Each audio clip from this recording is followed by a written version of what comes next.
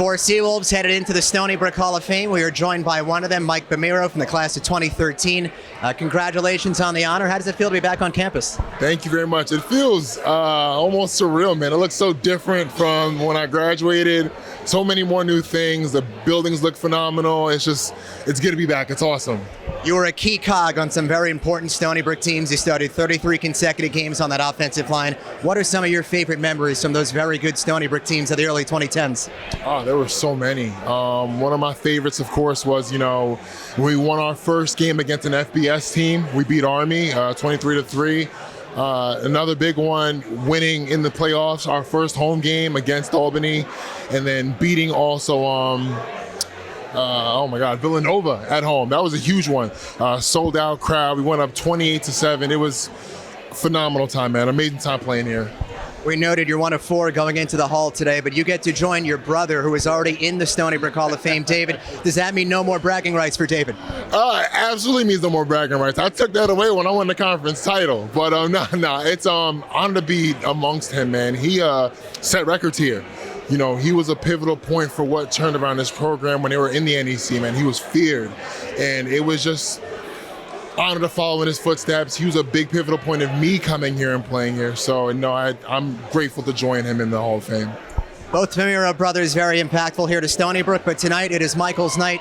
One of the four headed to the Hall of Fame. Congratulations. Enjoy the weekend. Thank you so much. It's an honor to be here, and I appreciate you guys. Thank you.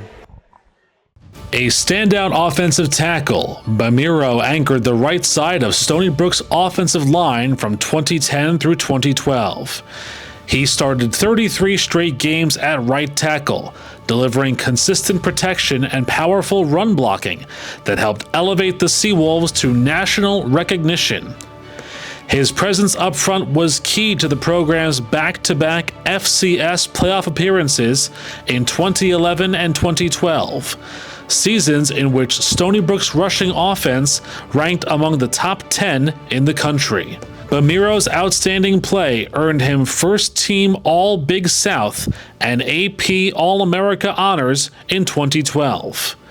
After Stony Brook, he quickly made the jump to the professional level, signing with the Philadelphia Eagles as an undrafted free agent in 2013. He went on to play professionally at 3 different levels: for the New York Giants of the National Football League, the Montreal Alouettes of the Canadian Football League, and the Washington Valor of the Arena Football League. Bamiro's legacy is part of a broader family tradition at Stony Brook. He joins his brother David as a Stony Brook Athletics Hall of Famer, while another brother, Solomon, made his mark in basketball at Stony Brook before joining the world-famous Harlem Globetrotters. Stony Brook Athletics Hall of Fame, Class of 2025, Michael Bamiro.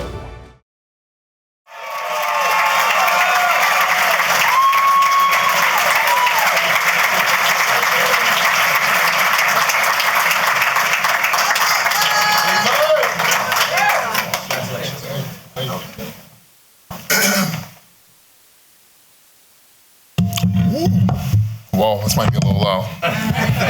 Just a little bit. You guys can lower when I'm done. I'm sorry. Is that better? The first thing, this just came to me honestly, but round of applause for yourselves, because you guys are the loved ones that honestly drove all of us here to be competitive and to be victorious. Round of applause for you guys. Thank you so much. Nope, that fell off. I'm just truly grateful to God, for blessing me with the ability and the skill. And, thank you to the Hall of Fame committee for voting me in this year. I really appreciate that. And I can't say I saw this coming when I transferred to Stony Brook. I was always good at being the supportive little brother. It's my older brothers, David and Solomon. I always followed everything they did. I watched everything they did, and I tried to mimic it until I paved my own path. And the one thing that I would say would be the moral for my story, I guess, is, don't stop grinding. Never quit. Push yourself and hustle every day like the person behind you is gunning for your job. I wasn't the first choice for Stony Brook. I'm gonna be honest with you. Chuck actually turned me down when I put in out of high school. So my football dream was deferred for a little bit. So I spent the semester at a junior college in Pittsburgh. That was until my oldest brother, Dave, came and visited me. And he saw me, he saw that I was still a little upset from missing out on football. And he's my first thank you. When he came in, he saw me and said, hey, let's just call him and see if we can get you to walk on. And he gave a call to Coach K, Coach Kornhauser, who called Coach P, and they were able to give me the walk on. So, Dave, I just want to thank you so much, Dave, for helping me out. Thank you. So in that transition, I needed somewhere to train, and I needed to get myself right. So my second thank you has to go to my oldest brother, Solomon. In those 2 months before I went on to join the football team, I trained with him at 2 a.m. every night at Export Fitness by Roosevelt Field Mall. And he worked me like a dog. We lifted every day, we ran every day. But more importantly, I got to watch him. I got to watch him hustle, keep himself self-motivated, keep himself pushed constantly. And I didn't know how to put that into words when I was younger then, but, I want to thank you, Solomon, because you taught me how to train like a pro. You taught me how to train like a pro. But it was still tough when I got to Stony Brook. It was still tough. I was heavy, out of shape.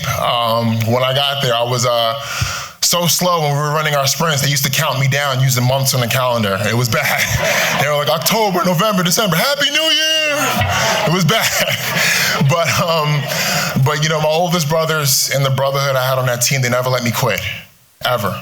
They pushed me and they taught me tenacity. They taught me drive. They taught me finish. And I think that recipe of Long Island homegrown guys like myself, second chance transfers from other schools, I think that recipe at our team, it made for what greatness was, that dynasty that led us to 4 conference titles. So I'm truly grateful for our coaches, Coach P, I wish he was here as well too, Coach Woods, Coach Mers, all my coaches, I'm grateful to them and I appreciate them guiding us. And thank you. But I had to put the work in myself as well too.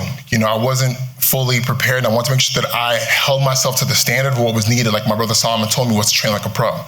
So I spent all my summers, all my winters, all my spring breaks here on campus, and I have to thank, the campus residence team that works here on this campus, because they employed me.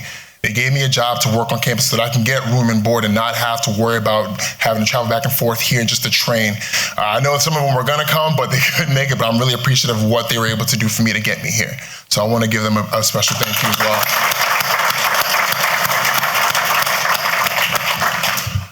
I won't keep you guys too much longer, but I'm just truly grateful of the opportunity to be able to tell my side of my story here as well. I worked extremely hard and I made sure that I left an impression. I made sure that our team left an impression. We had an identity.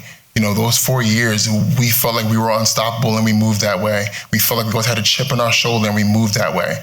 I felt like from all the work that I put in, no matter what, if you were an offensive tackle that got a scholarship to come here, that scholarship was good for a great education because you wasn't playing over me, and I'll say that right now.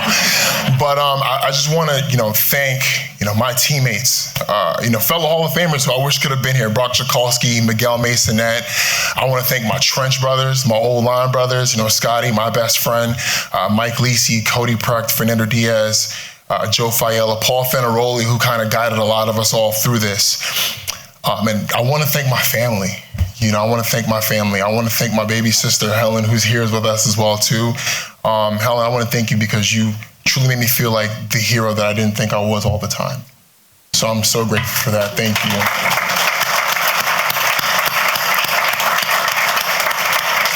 I want to thank my mom. Hi, Mom. Mommy, I want to thank you so much for your love, your caring nature, all the hope and joy you provided for me. And most importantly, I want to thank you for being the only discriminate voice I can hear. No matter how packed the stadium is, I can hear my mother yelling at the defense, yelling at the offense, yelling at Miguel to get up. And so, Mommy, I want to thank you so much, Mom. I love you. Love you, Mom. And I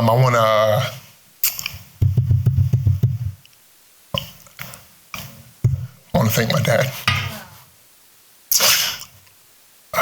Damn, myself was going to fucking cry. I want to thank my dad because, thank you for, working those overnights and still coming to Myrtle Beach to watch us beat Coastal Carolina by 1 in a crucial game. I want to thank you for in the playoffs when we played Albany, and they had us. We were in the goal line, and they needed 3 points to win. 20 seconds. And you thought that'd be easy, and they were right there at the 5-yard line.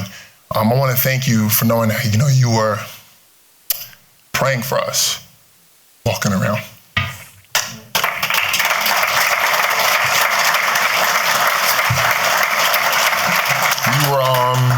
You were praying for a miracle, and I'm grateful to God that He answered your prayer.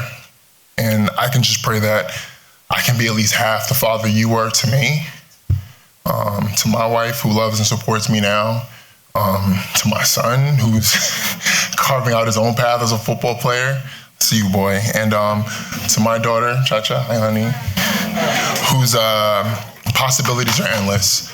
So I just want to thank you all again for this time. Thank you so much for letting me tell my story and tell my family story. I love you guys and enjoy the rest of your night. Thank you.